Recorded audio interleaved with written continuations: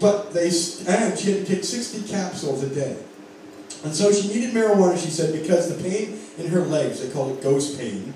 I'm just freaked out. I'm standing beside her, and I was feeling a little uncomfortable between people who are really, really bad off, because then I feel so grateful that I'm intact and whole, right? And I feel so guilty about being healthy beside someone who's had such a bunch of bad breaks in her life. And I'm there because I read in the newspaper that they were evicting her from her apartment in Vancouver, supposed to be a tolerant city, the city I'm from, right? But no, they're throwing her out because they didn't like the smell of marijuana. She smoked under a gram of marijuana a day. That's all she needed to keep her 60 pills down. She said, they give me all these opiates and all these painkillers, and she said, I put them in, I'm all confused and I'm all messed up, and I can't keep them down. I throw them up, they cause me all sorts of trouble. I've got these awful pains in my legs because they were only recently amputated. And she said, and marijuana just helps me so much, and I only need a gram a day. And the building manager said, no, we can smell it every now and then. I gave her a volcano so it wouldn't cause any smell anymore, but by then they said it didn't matter. She's breaking the rules, and the rules are more important than justice or humanity or compassion, is basically how it works. Anyway, she died this morning after getting evicted. She was so stressed out, she had a heart attack, and her sister said the last year has been made like such hell to her sister that last night she screamed and yelled, had a heart attack, and they didn't get there in time, and she died. And her sister said it was all because of the eviction. She was constantly anxious about getting kicked out. She didn't know where she would stay. She didn't know where she would go. And I'm thinking, can you imagine evicting someone who's going blind, hooked up to a dialysis machine, a big metal thing that cleanses out your blood and liver, all day long, every day, got to get around a wheelchair with no legs, and they would be so cruel and tough to throw her out because the slight whiff of cannabis once every 2 or 3 months was noticeable in the hall.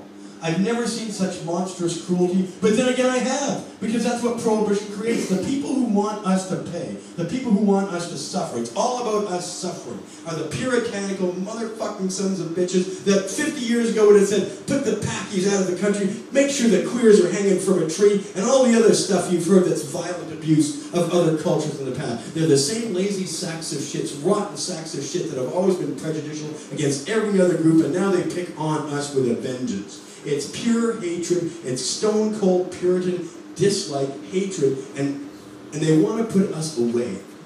They think of us as needing suffering because we have a moral failing, they say. And I'm about to explain to you that we are the chosen people. We've contributed more to this world than any other group on earth, and they should all get down and kiss our feet and thank us for it. Just starting with things like Stephen Jobs. Everybody here who's ever used a Mac computer or an iPod or an iPhone, you thank your lucky stars there are potheads in the world, because those are pothead inventions. Stephen Jobs was stoned to the gills when he came up with a Mac computer in the 1970s and early 80s. And Bill Gates and Paul Allen, who founded Microsoft, they did so stoned out of their mind. Paul Allen is still stoned out of it. He built the Jimi Hendrix Experience with $55 million. It's basically a 100-foot-long glass guitar blown specially for that thing. That's the money a stoner would spend, let me tell you. And he's still smoking a lot of weed. Now, I don't think Steve Jobs necessarily is, although he had cancer recently and got cured pretty quickly, so maybe he is. Maybe he is. Now let's go to science. Carl Sagan, one of the world's great modern scientists, developed all 7 of his modern scientific theories while stoned in the shower, writing formulas on the side of his shower stall in the steam. Right? And Moses Steimer, the founder of Much Music, City TV, cutting-edge stuff. You're going to get the impression I'm talking about cutting-edge, world-changing, changed our lives for the better kind of stuff. I'm not talking about the head of CBS or CBC and their bullshit. I'm talking about people who changed the world we live in. Steve Jobs changed the world we live in. Bill Gates changed the world we live in. Okay? Moses Steimer changed the world we live in, giving us Much Music and new radical TV in the 1980s. Or Ted Turner, the founder of Cable News Network, he banned cigarette smoking in his place of work, but he smoked a big chonker at his desk every day from the day he founded CNN Onward. And Mike Wallace, the oldest reporter still working on 60 Minutes. I'm not talking about his son, Chris Wallace. I'm talking about Mike Wallace, who's 88 years old. He's been smoking pot for the last 25 years, since he was 63, because it's an aphrodisiac for him, he said. And these are the great journalists. And we're going to P.R. Burton, our own national historian. The last thing he ever recorded for TV was how to roll a coner.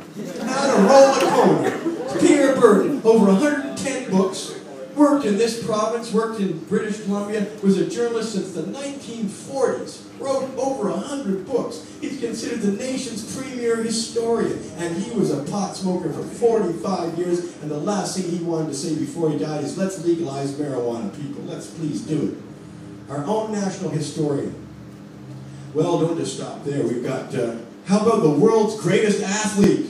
16 gold medals for a guy. He's even got 2 bronze medals. He probably leaves those around his doilies and says, don't get my bronze medals, that's embarrassing.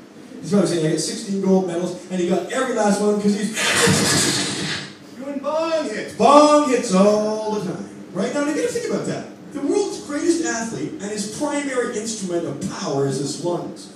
And here's a guy that actually took a bong hit out of a roar, and not the first time. He didn't look like he was learning how to use it, right? He knew how to use it. It's because he knows that smoking marijuana is good for your lungs. And I'll tell you why. Here's what happens, okay? And I'll contrast that with cigarettes for them. So when you're doing a bong hit, and your lungs are full of a lot more oxygen, right? Now normally, you just breathe that oxygen out. It wouldn't be helpful at all.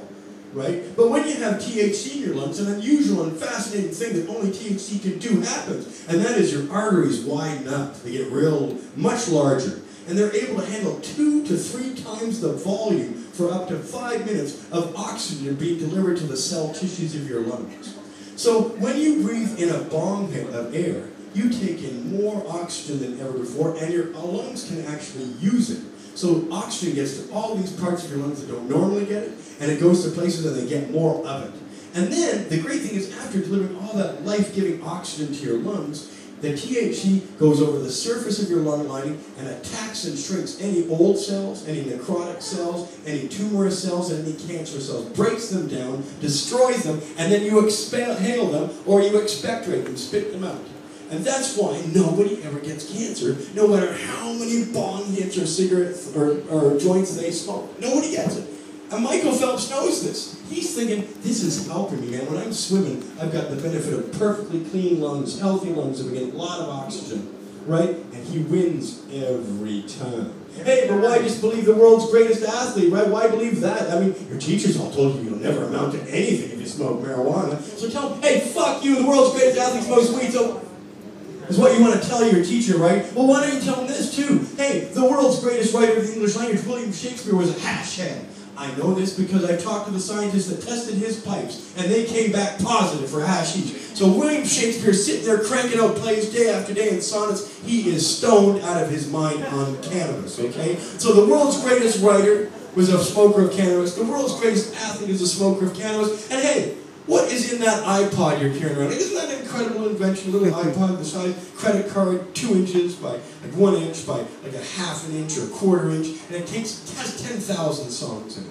Boy, that's a great invention. You know, when I was a little younger than this, to have 10,000 songs, you need about 1,200 to 1,500 records. I need a small barge being carried behind me with all that vinyl that use all that carbon and petroleum. And now we can have 10,000 songs without any use of gasoline or petroleum at all, just a little credit card. All because one stoner had a vision. And what's on that iPod anyway? What's in that iPod? You know, there's a lot of things that people like and don't like in the world. You can ask people, do you like ice cream? Do you like ice cream? And you might say you like ice cream, but not everybody likes ice cream. Not everybody's got a hankering for ice cream. You can like hockey. I know I like hockey, even though I got cursed with a bad team. Right? I still like hockey, but not everybody likes hockey. There's not a lot of things in the world that everybody likes. In fact, there's nothing in the world that everybody likes except one thing. And who knows what that is? There's only one thing everybody on a survey has ever said they like. That's absolutely right. I got somebody who's got a sentient thing going on in his brain tonight. And music it is. Every single person on earth knows of a song in their heart, a song they've learned, no matter where they are on the earth, no matter how primitive, if they've never seen an instrument before and never heard a recorded song, they know lots of songs. Every culture and every place on earth loves music. Well, here's something to tell your prohibitionist, marijuana-hating people that you know, your parents, your friends, your co-workers, people that diss marijuana use. Would you really like to back that up, you gotta ask them? Would you really like to put your principles to the test? Because if you're a principled person, you gotta get rid of all those records, CDs, MP3s, and songs by potheads. And you know what? That's every fucking good song that ever was. Every good song in the last 50 years is done by a pothead, and there's almost no exception.